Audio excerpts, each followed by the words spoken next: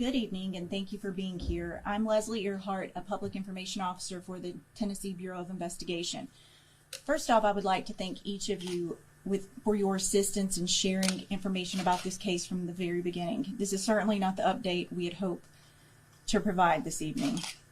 Before we get started, you should know that this is a very active investigation. We understand that you have a lot of questions, but please understand, in order to preserve the integrity of the investigation, there's not a lot that we can release at this time.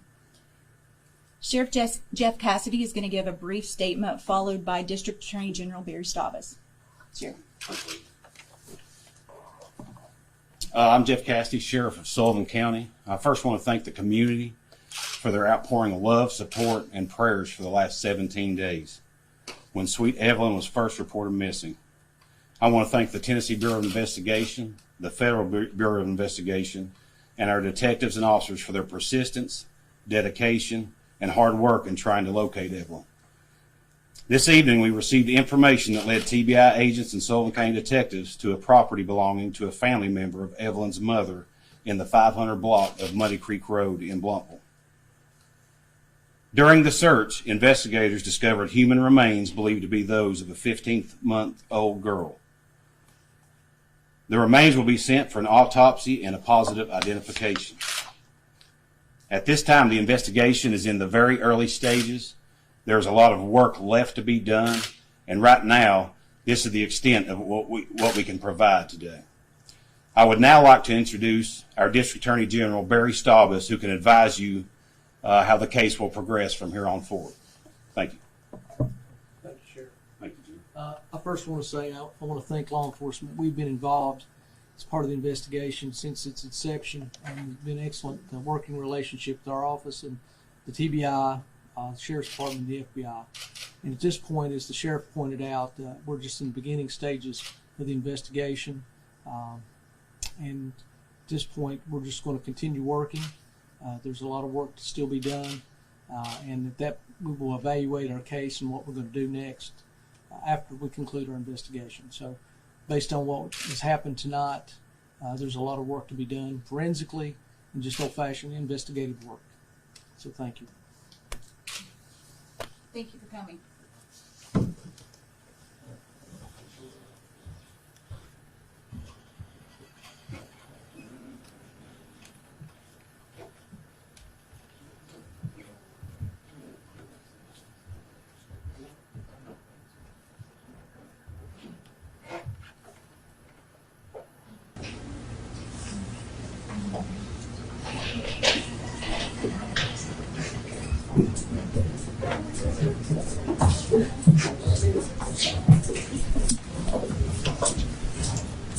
Responsibility, you get to the table, right stand, raise your right hand.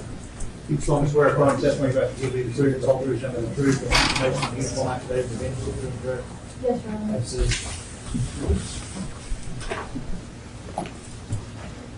Ma'am, you're not working, you're not receiving any government assistance, is that Correct.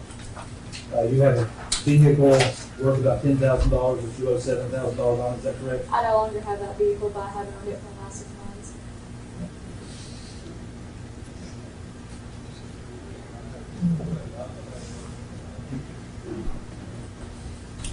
You left the other asset questions blank, I'm gonna have that down. If you don't own the piece of property, put a 0 or MA or something in there.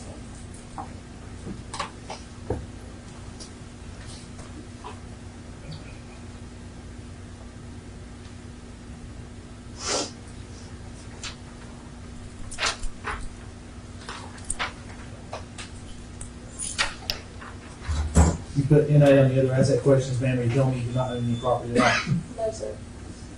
I'm going to appoint public defender, assess people to our administrative fee to pay 14 days after the release. She's been bound over for a false report. There's no indictment. No, not public defender. That's happened. Mr. Sproles, can you take an appointment? Yes, Judge. Of course, we're going to appoint Brad Sproles. Thank you, Your Honor. Thank you. The case was scheduled for May 8th. The state has filed a motion to increase bond, which Mr. Stroll's anticipating the appointment today, he's agreed to hear today. Is that still the case, Mr.? Judge, it is, and anticipating being appointed, I've prepared a response to that, and I've provided a copy to the state. If we could mark that file. Of course, the other thing, it's not,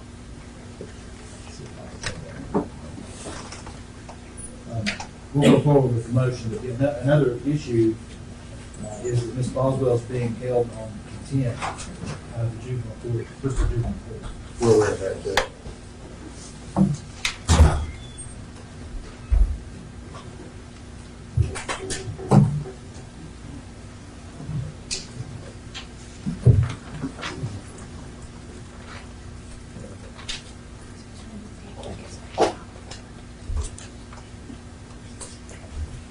You know, we have witnesses. Yes, sir, we do. One witness, Brian Fraley. State your name. Brian Fraley. Solemnly swear affirm testimony about to give you the truth, the whole truth, and nothing but the truth. Yes, sir, I do. That's it.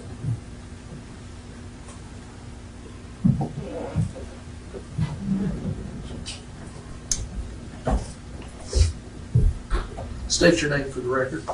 Brian Fraley, And where are you employed? Tennessee Bureau of Investigation. And what do you do there?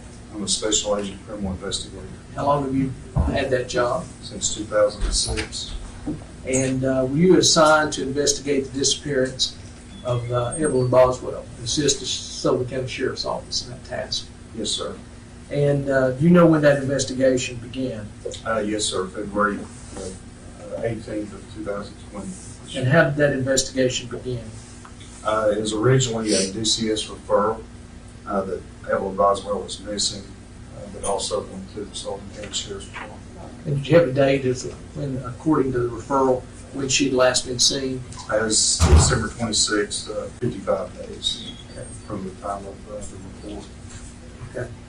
And did you obtain the name of the mother, the legal guardian of Evelyn Boswell? Yes, sir, we did. And who was that? Megan Boswell. And is she here in the courtroom today? Yes, sir. Can you identify? Yes, sir. She's to my right here. She was next to Mr. Sproul. Yes, sir. Did you determine from the referral the age of the child at the time of the disappearance? Yes, sir. What was that? That was about a year. Now, as part of the investigation, was Megan Boswell interviewed by you and other law enforcement agents during the pendency or during this investigation of the disappearance of Evelyn Boswell? Yes, sir, she was. And you conducted your interview one-on-one with her, or at least you led with the lead interviewer on at least one occasion. Yes, Is that sir, I correct? did. And did you review the other interviews or statements of interviews conducted by other law enforcement agents Yes, sir. of Ms. Boswell? Based on her responses in your investigation, did you come to the conclusion that false statements were made by Ms. Boswell? Yes, sir, several. And as a result, she was charged with at least one count of false report by affidavit complaint in Bristol Sessions Court. Is that That's correct? correct. Yes, sir. Okay. And what was the effect of the false statements on the investigation? Because an Amber Alert was issued, various resources were expended, man hours, time, but the most crucial thing is time lost. And what was that? Anytime an Amber Alert is issued, time is of the essence. Now, these resources were not just by TBI, is that correct? Were there No, other sir. agencies involved? TBI, of course, all Sullivan County Sheriff's Department, criminal investigation team, FBI was brought in, dozens of agents and investigators. So I want to go to March 6th this year. And was there a search conducted at the residence of the Boswell family on that date? Yes, sir, there was. And when I say Boswell family, we're talking about the defendant's father, brother, and grandmother. Is that correct? That's correct, yes, sir. And what was found upon that conducting that search? There was a body, a child, approximately a year and a half old. Even though it's not been positively identified by forensic testing, did that child appear to be the same age, same size as the photographs and the information you obtained even from the defendant about the child's characteristics? Yes, sir. What else was found there? The clothing with the prior interview of Ms. Boswell. Clothing described in that interview was exact clothing that was found on this shelf. What else was found there? There was various child clothing, diapers, toys, that kind of thing that would have belonged to the child. Based on your conversations and observations of the defendant during the investigation, did she have does she currently have did she then have a residence? Did she have a place where she lived and stayed? No, sir, she did not. Is she currently employed? No, sir. Would she be able to go back to where she was working before, while this investigation was pending? Most likely not. Okay. Were you aware of any out-of-state and out-of contacts during the relevant dates in this investigation that the defendant has with other individuals? Through the investigation, we identified 3 states, Virginia, North Carolina, and Texas. Her mother drove to North Carolina, is that correct? That's correct. And the mother's boyfriend, Mr. McLeod. And did you also determine that the defendant had made trips out of state? Yes, sir. Where was that? Texas. And when was that time period? In the fall of 2019. Also, were there trips out of town made outside the Tri-Cities? Yes, sir. Where was that? Knoxville, Gatlinburg, Sevier County. That's all the questions we have this time.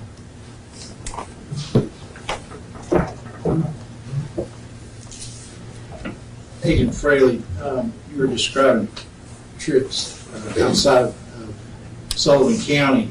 You said Texas. Do you know when that trip occurred? I believe it was October 2019. Okay. Prior to the events here. Yes, sir. Right.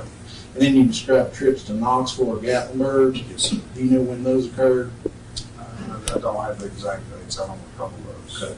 Can you say since the investigation has been ongoing that she's been out of state? To my knowledge, she was not. And then during your investigation, did you have a chance to look at the criminal background or any prior convictions for Ms. Boswell? Yes, sir. And what did you find?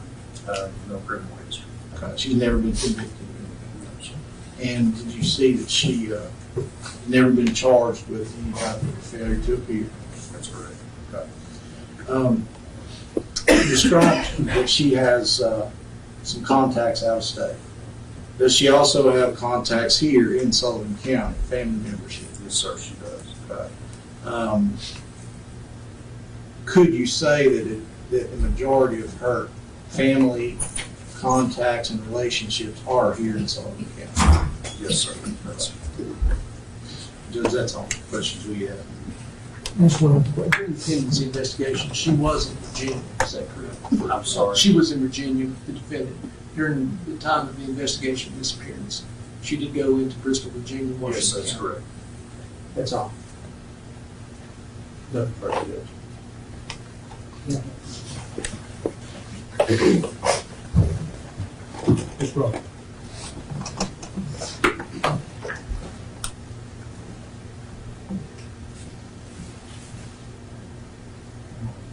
That's the question.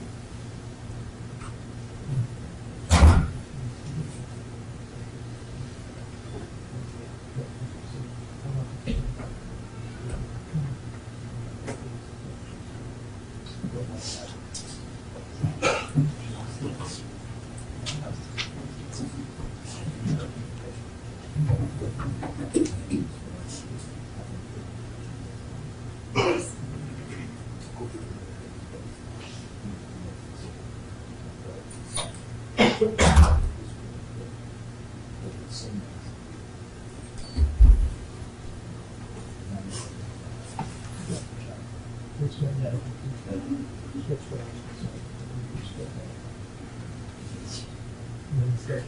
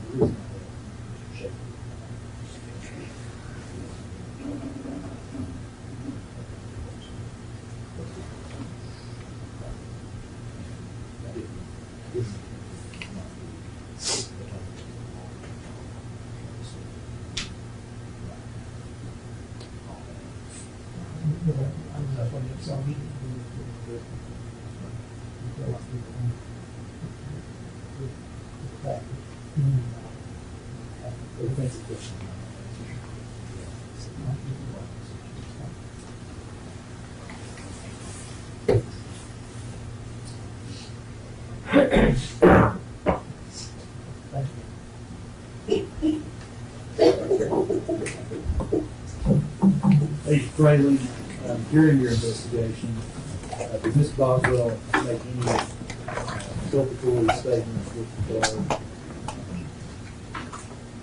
to the death of Evelyn Boswell? You say culpatory or culpatory? Yes. I'll ask the question. Do either parties have a question?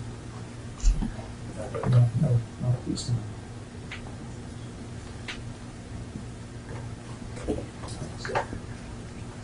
Any other proof? No, you're all right for the state. Any proof, Mr. Schultz? No, Judge.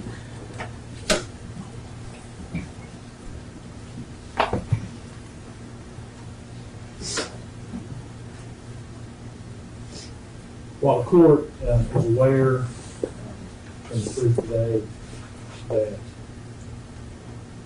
Ms. Boswell does not have prior criminal history, does not have a history of failing to appear for court appearances, has family ties in the Sullivan County area. The proof also is that she has ties to Virginia and ties to Texas, at least that she's gone to those two states. I'm not nearly as concerned with the fact that she's gone to Knoxville, Sevier County. I am concerned that she has, especially ties to Texas. The court's also considered that during the pendency of an investigation, Ms. Boswell has made inappropriate statements with regard to the death of, and when I weigh the positive and negative factors that we have to consider for bond,